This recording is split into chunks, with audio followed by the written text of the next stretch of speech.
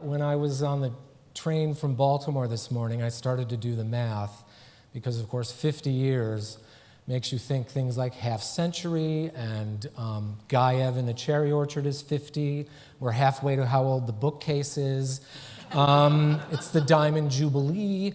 And then while reviewing and alas, abridging for the present purpose, the amazing lives and achievements of our panel, I calculated that there would be roughly 425 years of combined collaborative experience and achievement on this stage. Bob and Stan and James, can you describe a signal moment for you in your tenures, or maybe perhaps your biggest surprise starting out, or the moment you felt, it's all coming together? Bob? When it's all coming together. I can tell you about when it was all falling apart. Because that was really the first 10 years of my, not the first 10 years, but the first few years of my tenure at the Yale School of Drama. Well, when I first came here, this was treated as if it were a graduate school in which you got your degree, and then you went off to teach. The biggest change I made was to turn it into a professional school like the medical school, like the law school, in which the degree was a professional degree, and you went off to perform. You went off to be in the theater. And I thought in order to be in the theater, you have to have a purpose. You have to know what you're training for. And that's why the rep was so important. I believe that the theater, for me, is always embodied poetry. Poetry that can't live outside the body of an actor. I would have pushed harder for authors whose form was not the form that is traditionally accepted. Mm-hmm. I'm glad that I did push for the people that I did. I was delighted. I remember when we were doing Susan Laurie Parks, I got a lot of pushback from the students about, what is this, what? And then when we did Maria Reina Fornes and we had installations all over the rep and the audience entered through the stage door and students were saying, what is that about? And I got a memo from the management students saying that there were too many multisyllabic words in the blurbs. I was, in my lifetime, privileged to witness that moment in which, I was a part of that present in which we were talking to the unborn, and now that conversation is continuing. The biggest surprise, and this is in a way a measure of my own inability to recognize the institution that I loved so well, which had changed my life, was I remember we were in tech, my first set of tech rehearsals, it was for Medea, Macbeth, Cinderella. And I was sitting in tech notes, and I realized that unlike Great Lakes Theater Festival or the Acting Company or Cornerstone or the Oregon Shakespeare Festival, I had never been a producer at Yale Rep, and I hadn't realized the extent to which in our theater, you're sitting there in tech notes, and 10 or so people, this is the only thing they're working on. 30 other people are thinking about their homework for 9 o'clock the next morning and trying to stay in the game and really fighting, and then they go home and they do their work, and then they get up and they go to class. And that split focus of the institution was something that I had not really observed, although I had lived it. I hadn't observed it from the point of view of being artistic director. And it's and learning how to surf those waves has been one of the great developments in my career. There is a presence or two presences who loom very large who aren't with us. And so I'd like to ask Kim Scott what it was like to work with Lloyd Richards and August Wilson. The thing that I take with me from that experience the most is Lloyd's openness, being very open, and rehearsal being an investigation of the text, and August's joy. He was so joyful and sat back and just kind of enjoyed what you were discovering in the moment and laughed. And then sometimes would grab a legal pad and write, change. If you tripped up on something more than once, he'd write out the line a different way and then hand it to you and say, try that next time. Would that I had that piece of paper. It's really, it was exciting, but I was so young. I had no idea. And I've now in hindsight, you know, that's one of those, it makes the list of Time Machine, you know. If I could go back and be a fly on the wall, you know, definitely.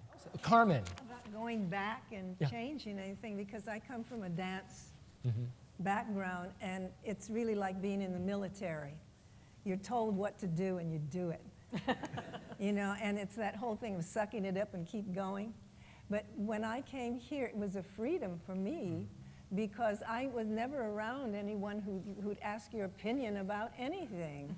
I'm still growing from the experience here. It's just amazing that, and for me, it's just been a blessing. And even the students, I learned from the students, because I didn't know. Well, Meryl was here, and wonderful people that would come in, and directors and actors, and I would sit and listen to all the rehearsals. I would go to the rehearsals and watch the actors, and I would study them, and I would learn from the students. And I was in the student productions. I would do anything. Do-overs from this? You know, I don't believe in do-overs. Okay. I have this strange memory where if things go terribly wrong, I forget about them, and it's very helpful. So I don't know. I find that the best do-over is to write the next play. And I think for me, the real gift of having a home here and a refuge here is getting to write the next play. And I think about, you know, Susan Laurie's time with you, or August Wilson's time, you know, these incredible writers who had a home over a period of time, and the ability to keep experimenting, to keep writing the next play, to not be judged by each play as though it's a one product in a capitalist culture that gets, you know, digested and consumed and then forgotten. The great thing about Chekhov is he takes care of an actress from the cradle to the grave. And I think artistic institutions do that for artists and writers too, you know, so that it's not a celebration of preternatural newness, although you always have that at the drama school. But you have something of a lifespan, and one hopes you acquire some wisdom and you get it more right the next time. And I remember the day, I had just come to Yale in 1969. I was assigned to the costume crew for The Rivals that Alvin directed. And I remember that it was the first show in the church across the street. And I have this wonderful moment. We'd been up all night trying to paint the set and do all of that stuff, and we were exhausted. And I remember Bob coming down the aisle, kind of the center aisle, and you clapped your hands and you said, "We have a theater." So when we were talking about what would you go back and change, there's so many shows that I would like to revisit just to see them again and see if they were as good now as I thought they were then, because I was terrified by that thing. Be able to go to the rep and see professional artists doing their thing, then you got brave enough to do whatever you were asked to do in these projects. I crawled Lorca or Sorwana, I can't remember which one it was, crawling through a pit of balloons. I remember that. I can't remember, Bloodwetting, maybe, I'm not sure. You know, but the fearlessness that I felt that I was able to gain from seeing the work at the rep and working at the rep and being able to, I was the third machine gun from the left in Play of Giants, and to be able to see, you know, what was going on and to watch that was amazing. I also got to see a run-through. They rehearsed Fences after, like the year after, you know, right before they went into New York. They rehearsed it over at the African American Center, Student Center, and I asked Lloyd to come and watch that. That afternoon completely changed everything I ever thought about what actors were and what our job was. I understood that we were not pretenders, that we're professional truth tellers. Because you all are still such collaborative artists. Into your 6th decade, Carmen, and your 5th, and your 3rd. What would be a takeaway, like the first rule of collaboration? Because, you know, Bob started a model of collaboration, and I think Carmen is right. You don't find it elsewhere, or you were saying, Jane, not other drama schools have it. Do you have a rule, like the first rule of collaboration? My first rule of collaboration is surrender to the strongest idea in the room, and that idea may not be spoken. Okay. Somebody else? Listen to all the ideas in the room. Listen to all the ideas. Yes, and then select. Oh, I'd work all the ideas in the room and find out which one works.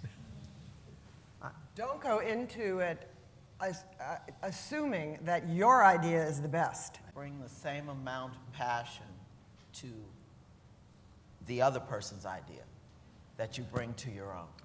Catherine, Sarah, James, any? Well, I think I want to write that down, crawl through balloons as my new mantra. I would take that and don't work with assholes.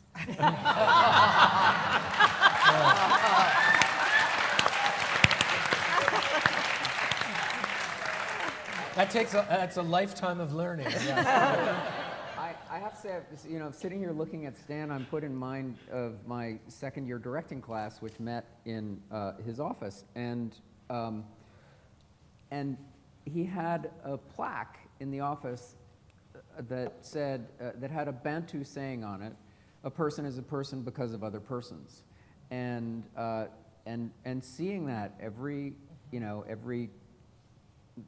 Wednesday for a year changed my life, and it taught me to think about how different people are going to be primary in every moment of the collaboration, and if who's primary doesn't change as the collaboration moves along, then it isn't really a collaboration.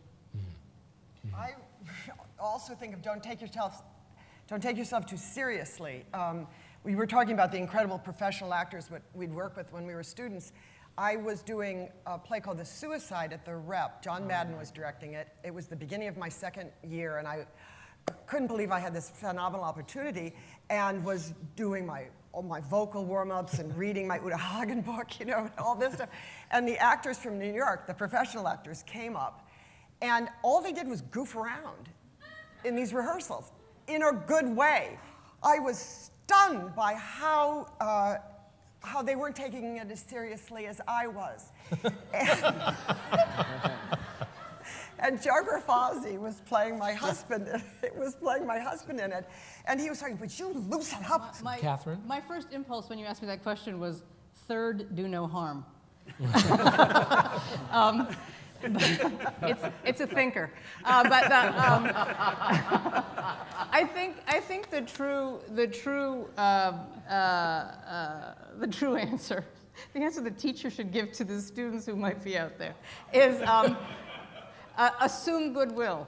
I think that's a real it's a lot harder to do than it sounds, partially because when your ego gets in the way, you think, that was meant for me, or that's just what I said, and now she said it like it's her idea, or I mean, you know, all the little things that can, you know, a person is a person because of other people, and nothing human is alien to me, and third, do no harm, all result in assume goodwill.